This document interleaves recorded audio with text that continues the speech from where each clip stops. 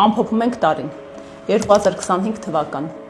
Մեծ հույսեր, ակնկալիքներ, սպասելիքներ, բայց հայ առաքելական Սուրբ եկեղեցու նկատմամբ մեկնարկած արշավ, ազատազրկված 4 սրբազան հայրեր, հոգևորականներ,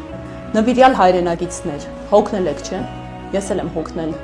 Ամեն տարի նոր հատված կարմիր գծերով ենք դիմավորում։ Արդյոք մենք հաշտ ենք այս իրավիճակի հետ։ Բայց գալիս է 2026-ը։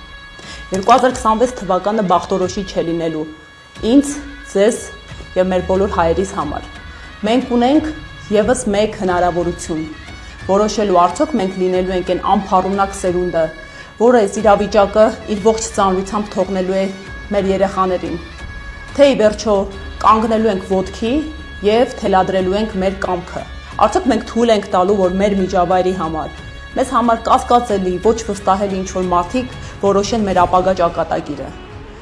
Մեր ծնողները մեզ թողեցին ազատագրված հայրենիք, Հայաստանի Հանրապետություն։ Արդյոք մենք ունենք իրավունք վատնելու այդ մեծագույն արժեքը։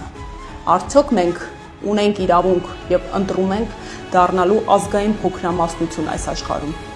Մենք ունենք մեծագույն նվեր արժեք եւ այո, իմ պայքարը այս տարիների ընթացքում եղել է այս անսակարկելի արժեքների պահպանումը։ Պետք է իմ մասնագիտական արժանապատվությունը այլևս չկրովվի եւ պետք է իմ հայի ինքնությունը ձեզ հետ միասին մինչև վերջ պահպանվի, որովհետեւ ես կարծում եմ ինչպես ես, դուք եւս կատարել եք ընտրությունը լինելու հայ։ Որովհետեւ